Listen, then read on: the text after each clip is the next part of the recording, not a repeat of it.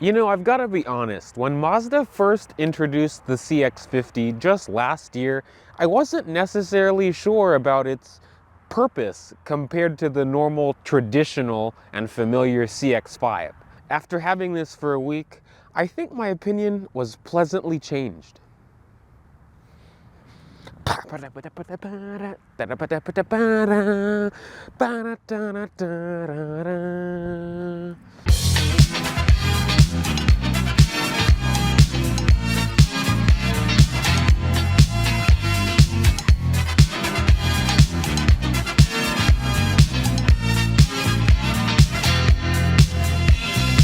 This particular CX-50 is a 2023 Turbo Premium Plus with all-wheel drive in Soul Red Tricoat. This is one of my favorite colors from Mazda. I actually want to paint my GS in this color. But this is supposed to be Mazda's more lifestyle-oriented and more fun-to-drive SUV compared to the CX-5. You can clearly tell how much lower and wider it is by its stance. I love the hips on the back. I love the front end. Of course, full LED headlights and full LED taillights. Mazda is doing a really good job with their lighting. The as-tested price of this one is just around $44,000, which is a little bit steep, but I think this car has the substance to make it worth it.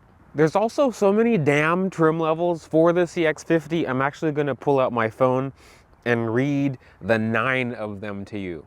2.5S, 2.5S Select, 2.5S Preferred, 2.5S Preferred Plus, 2.5S Premium, 2.5S Premium Plus, Turbo, Turbo Meridian Edition, which is a more off-roady trim level. I'd like to get one of those to test. 2.5 Turbo Premium, and then 2.5 Turbo Premium Plus, just like this one. But a base CX-50 starts at around $27,000, which is about $2,000 more than a CX-5.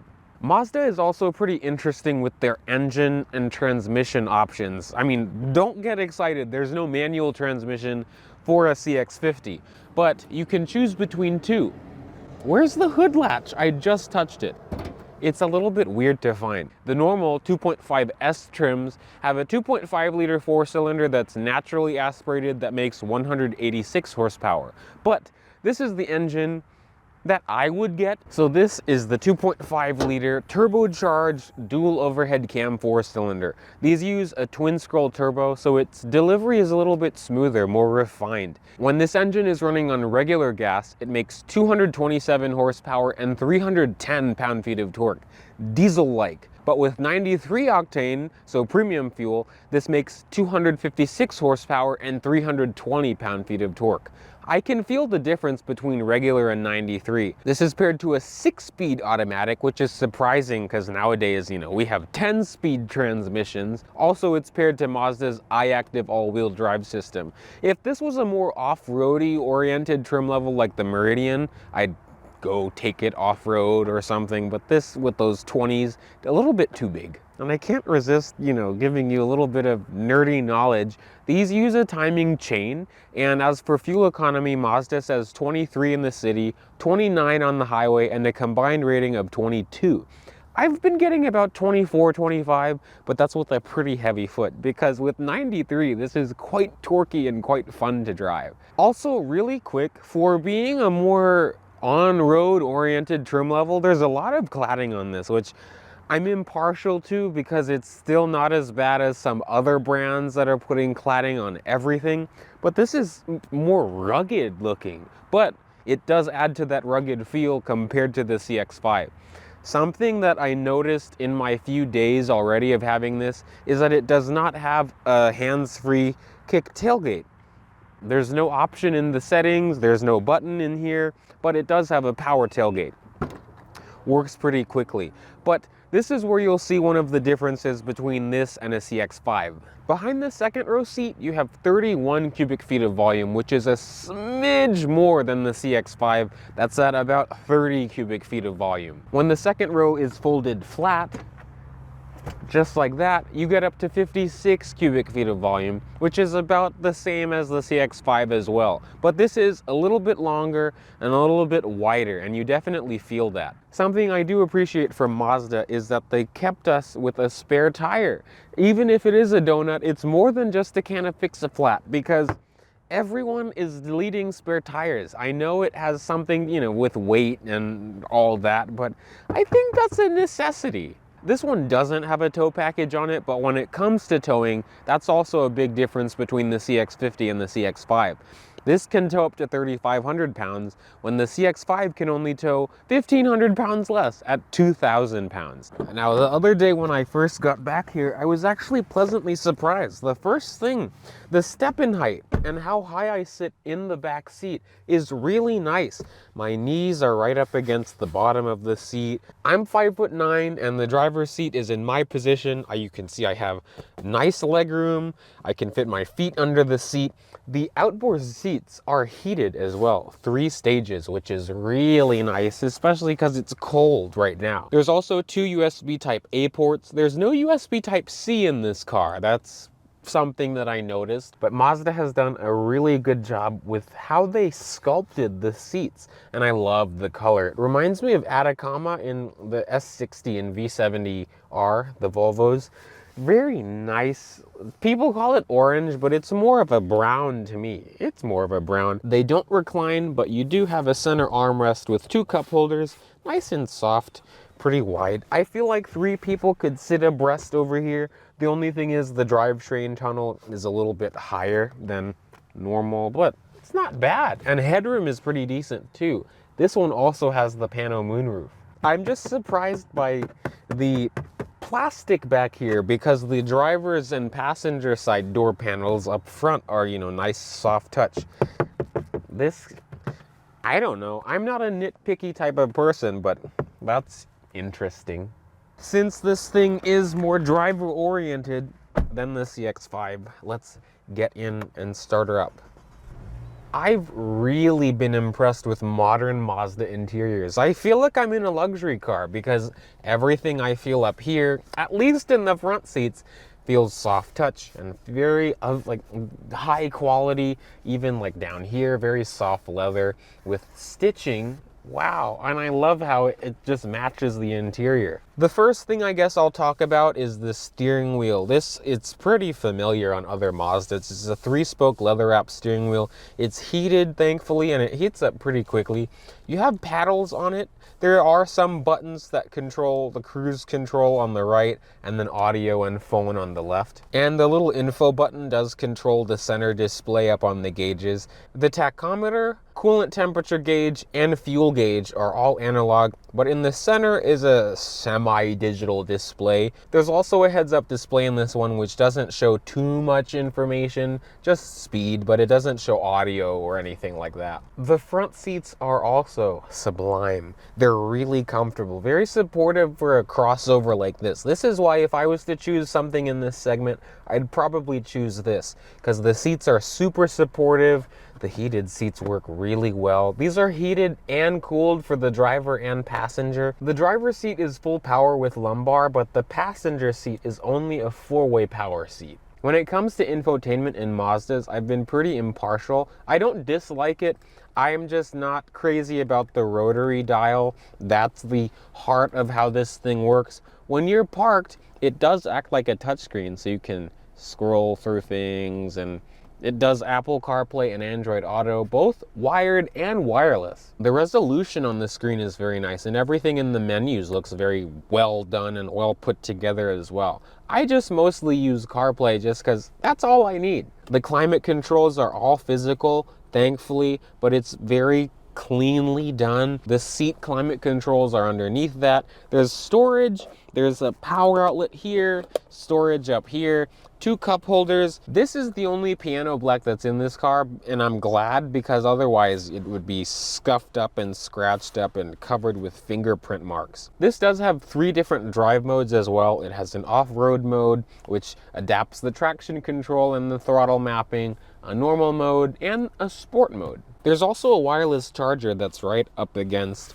the center console, and it opens up in 2 ways, and it's reasonably sized. There's 2 USB ports in here. The panoramic sunroof really does make this thing feel a lot bigger inside, and it's already pretty spacious in here. Visibility is okay, but of course you have blind spot, rear cross traffic alert, the works. I've come to like this quite a bit. At first I was like, oh, this is too much of a family car for me. But I've actually really enjoyed how soft and comfortable it is, but also how sporty it is at the same time. Like now I'm in sport mode.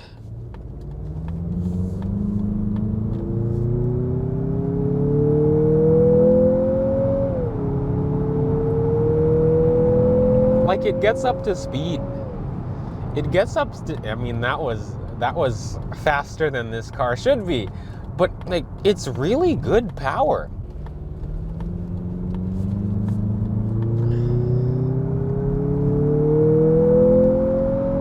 It sounds good at high revs too. Like it really boogies. I can tell that they pumped some, it sounds like induction noise, but they've pumped some audio into one of the speakers or a speaker that kind of gives it a little bit of a deeper growl, which I kind of like. There are a few things that I'm not that thrilled about with this, but they're not deal breakers. The first thing, because it's cold out, I noticed this. The seat climate buttons don't have memory. It's not a big deal, of course. It's not a deal breaker to me, but it's just one of the things that I noticed. Also, the auto high beams are a little bit sensitive, but that's honestly it. I guess I can see.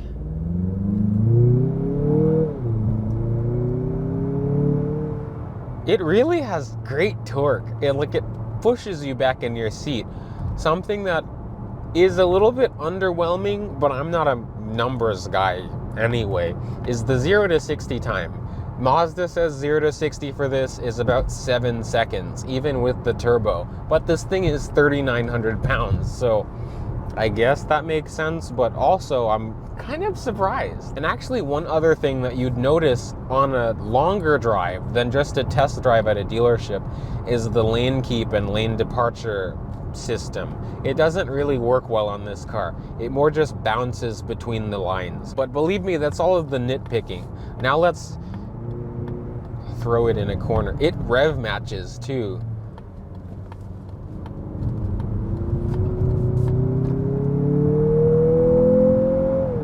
It has a lot of mechanical grip.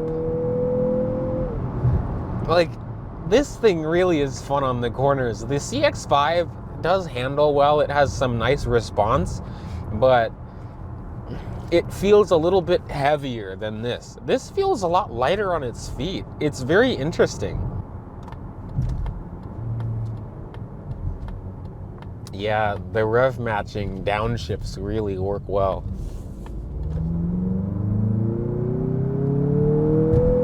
There is torque steer. What the hell? I've noticed that a few times while accelerating with this. There's some torque steer. But smooth power. Of course, there's some times that this does feel a little bit laggy, but it's not that bad. Nothing that I'd complain about. Let's see where this road goes. The low-end torque is the most enjoyable with this though, and the handling. Just because it's so flat for being a normal family crossover. And if this was my car, like if I needed a nice, comfy dad car, I'd probably choose this. And the first thing I'd do, because this is a more road car anyway, I'd lower this. I think it'd be cool lowered. I'm not on the highway right now, but at highway speeds, there's not a lot of wind noise either. This feels like it could tear through highway miles. There's a bit of a corner up ahead, but there's someone that's slow in front of me. But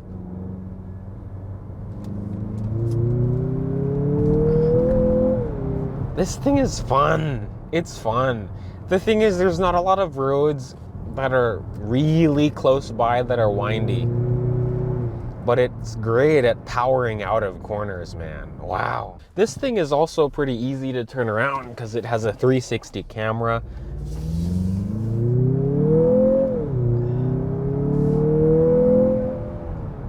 And then like if you keep the gear,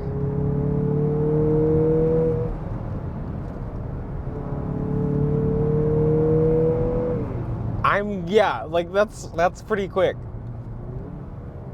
And you are a bit isolated. But for those occasional jaunts of just like, let's have fun. Ooh, MDX Type S. I saw that earlier, actually.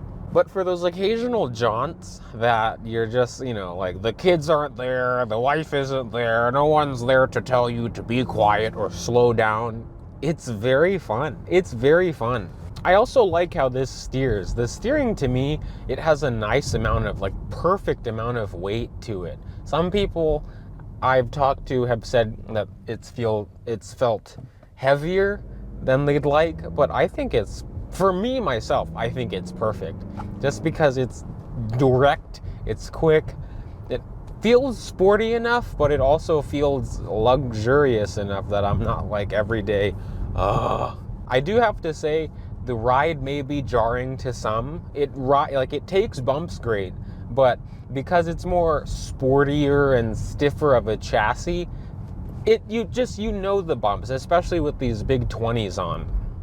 Okay, so I think I really got a grasp of this car in the time that I've had it. I still have a few more days with it even after I filmed this video, and I've really enjoyed it since the day that it was dropped off. And since I've been able to spend some time with the CX-5 previously, I can tell you that I like this more just because it's so much more dynamic than the CX-5. But ultimately, it's your decision. Let me know in the comments what you think, if you like the CX-50 or the CX-5. There's no CX-5 next to me, but I hope you enjoyed this review of the 2023 Mazda CX-50.